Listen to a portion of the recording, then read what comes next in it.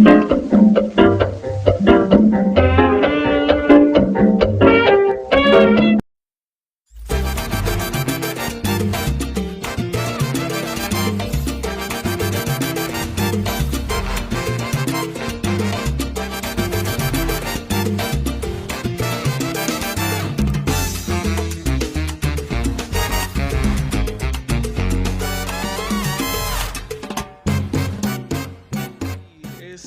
18 de noviembre del 2023, aquí pues con un personajazo que es Víctor M. Navarro, una persona icónica de aquí de Tacubaya, y pues me tocó entrevistarlo el día de hoy.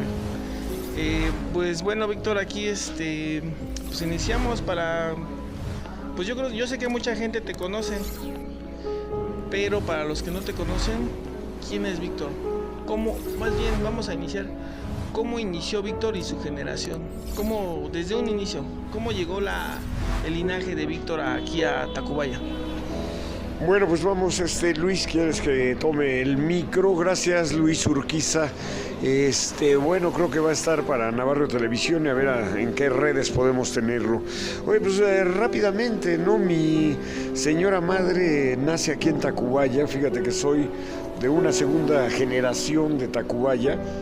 Mi madre, mi abuela, doña Josefina Vázquez Vera, llega de Valle de Bravo, del Estado de México, Valle de Bravo, en 1933-34, a inicios del siglo pasado. Mi madre nace 3 años después de que llega mi abuela, se instala aquí en Tacubaya, nace mi madre aquí en Tacubaya. Entonces pues ya te imaginarás, segunda generación tacubayense, 38, 39, digamos que fechas inciertas, pero un poco antes de la década de los 40 del año pasado, del siglo pasado, nace la señora Rosa Bárcenas. Y bueno, desde niña mi abuela y mi madre, la hermana de mi mamá, mi tía Marta, se instalan en el viejo mercado de La Paz, que era un mercado antecedente al mercado Cartagena, aquí en el centro de Tacubaya, y ahí empieza la tradición del comercio. Entonces mi abuela, mi madre, mi tía y mi padre también viene de familia comerciante que llegan de el Estado de México, de Santa Clara, por allá por Los Reyes, más allá de Indios Verdes, llegan también y se instalan en el mercado de Becerra, en el mercado de Cartagena, viejo mercado de La Paz. Entonces ahí se conocen Pedro Navarro, ¿verdad? Pedro Navarro Ayala, mi señor padre, y la señora Rosa Bárcenas, ahí se conocen, y pues de ahí viene mi origen. Nazco en pleno Tacubaya, crezco aquí en Tacubaya, crezco en el mercado Cartagena, en las escuelas Costa Rica, en la secundaria 21 y después en un CCH. Y gracias al comercio, Luis, gracias a la palabra, tú sabes que estar en un mercado es estar conviviendo con la palabra, haciendo la palabra. ¿Sí? Eso es lo que yo te iba a preguntar.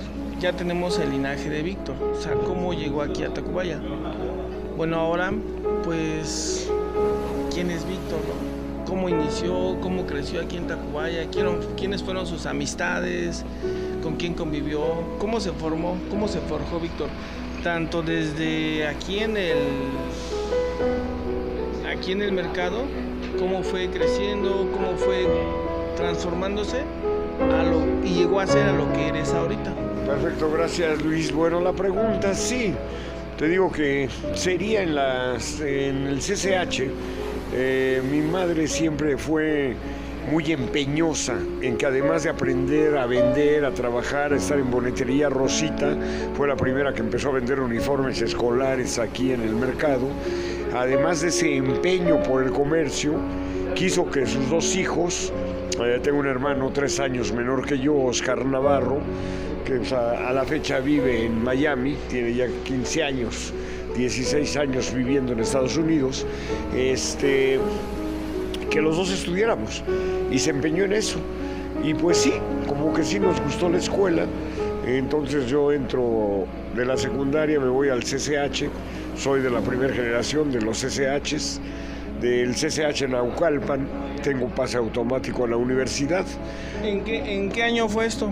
Esto te estoy hablando de 1971, 72, 73, ¿no? Yo, pues, la edad que tienes, 14, 15 años, ¿no? Entro al CCH y de ahí a la universidad, a la Facultad de Ciencias Políticas y Sociales. Siempre llevé la carrera paralela, cómo te haces, cómo te forjas. Conozco y me acuerdo de los viejos fundadores del mercado, muchos de ellos amigos de mi señora madre o de mi abuela. Entonces me acuerdo de don Vicente, me acuerdo de Amador, me acuerdo de la dinastía de los Macías, que ya antier, hace 4 días, me encontré a uno de los hijos de Pepe Macías, que tenían jarcierías aquí en el mercado. Enrique Macías tenía puestos de ropa, fue el que hizo los pollos que están a la entrada del mercado Cartagena. En fin, conozco a los fundadores, a una señora que se llamaba Cholita, que estaba en las cocinas y a donde iba yo a comer. Muy guapa esa señora, muy guapa. A doña Rebeca, ¿no?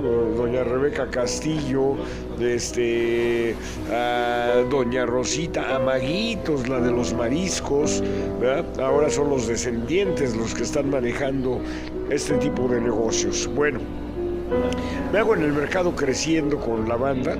Hablo mucho de cómo mi madre, te digo, de los empeños por estudiar, pero mientras mi madre se empeñaba en que tanto yo como mi hermano pudiéramos estudiar, hacer la tarea, trabajar, y nos ponía a hacer la tarea, y extraña a la señora Rosa Bárcenas, porque en la casa teníamos libros y estaban los clásicos. Estaba Shakespeare, estaba Homero, estaba Dante, la Divina Comedia, el Quijote de la Mancha, los clásicos griegos y latinos, la Ilíada, la Odisea. Teníamos esa pequeña biblioteca. Esa biblioteca, ese tipo de literatura no es una literatura normal. ¿Quién leía esa literatura y se las transmitió a ustedes? Quiero entender que mi señora madre, mi madre. Que era una persona muy cultivada, por lo que entiendo. Sí, como siempre quiso ser maestra, se dedicó a leer revistas, leía las selecciones del Reader Digest. Entonces yo creo que leyendo revistas y periódicos fue dándose cuenta. Aparte, mira, si te acercas tantito a la cultura, Luis, tú lo debes de saber. Tú sabes quién es Platón. Pues es ¿qué sería? ¿Científico? Filósofo. Filósofo. Sí. Tú sabes quién es Homero, sabes qué es la Ilíada, la Odisea, sabes qué es el Quijote de la Mancha. Aunque sea de oídas, no los has leído, pero lo sabes. Sí, de hecho, el Quijote, el Sancho Panza es muy famoso, pero pues digo, realmente ahorita en mi generación se va perdiendo esa cultura. Es muy importante, ¿no? De hecho, hay generaciones que se las van transmitiendo, como en este caso tu señora madre, pero pues como que siento que se está perdiendo esa literatura. Entonces, pues yo digo que hay que retomarla, ¿no? A nosotros nos toca. Estamos en un escenario que tú mismo me ayudaste a armar, que es un escenario lleno de libros y en un mercado. Este lunar extraño en un mercado, Luis, es lo que pretende. Cómo tener aquí en un mercado donde la gente luego no puede leer, y yo los entiendo, se paran, y tu familia misma, se paran a las 6 de la mañana para ir a la Merced, para surtirse, para comprar. A las 8 están abriendo su puesto, a las 7 de la noche están cerrando, llegan a la casa, ven un rato la televisión y se duermen. Y por ejemplo, en este caso es raro, a mí se me hace pues que tu madre sea una persona con un IQ alto, porque digo, ya para empezar a leer, como dices tú, pues, la gente en ese entonces todavía más pensaba en pararse temprano, en sacar el dinero para comer, pero fíjate, a tu señora madre le dio la oportunidad todavía de leer y de cultivarlos. Es por eso que pues yo digo que eres una obra de ella. Sí, no, y totalmente. Yo creo que de hecho aquí te puedo decir, puedo tener las dos partes, ¿no? Mi padre vive con nosotros hasta que tengo 8 años, se va de la casa, y realmente la que nos formó, la que nos hizo, fue mi señora madre. Ahora, íbamos en la primaria, ¿a quién se le ocurre eso? Ya mi madre traía un IQ extraño, como tú dices, nos ponía a hacer la tarea. Yo te voy a decir, yo estaba en primero de secundaria, segundo de secundaria, mi hermano en 6º año de primaria, le llevo 3 años, nos sentaba a hacer la tarea en la noche saliendo del mercado, se sentaba con nosotros, ponía un disco de Beethoven o de Bach, o de Mozart, o de Schubert, o de Schumann, o de Palestrina, o música barroca, ¿verdad? Ponía un disco de música clásica, la llamada música clásica, sacaba ya un libro y decía, mientras ustedes hacen la tarea, yo me pongo aquí a leer. Y se ponía a leer La Tempestad de William Shakespeare, o sacaba un libro de los clásicos griegos, o sacaba un libro de la Divina Comedia de Dante Alighieri, ¿no? Y mientras ella se ponía a leer, atenta a que nosotros hiciéramos la tarea. Ese ejemplo te queda, pero Luis, yo lo combino. Eso era con mi madre en la casa, estudiando, viviendo esa cultura. Pero llegaba yo al otro día aquí al mercado y me encontraba con mis carnales de aquí, con mis cuates que estaban oyendo a los Beatles, o el señor que estaba en el Tri, el señor de aquí, de este puesto, que se lo terminó traspasando a mi madre, don Juanito, escuchaba Chucho el Roto, Calimán, las radionovelas que pasaban, La Tremenda Corte, Tres Patines y La Tremenda Corte. Yo me crié también oyendo eso. Y acá, en el mercado, en la nave central del mercado, la santanera, la matancera, los tríos que venían, no sé si tú te acuerdas, estabas muy chico. Cuando llegaba un señor con una trompeta, con un saxofón y una tarola, y tocaban danzones ahí en medio del... y te pedían el dinero. Ya no te fue. Un saxofón, una trompeta, una tarola, 3 venían. Y se tocaban un mambo, un danzón, música. Ahora vienen con una guitarra, o ya traen una bocina, traen pistas y se ponen a cantar. Eso sí nos toca ahorita, pero bueno, a mí me tocaron todavía que tocaban en vivo, ¿no?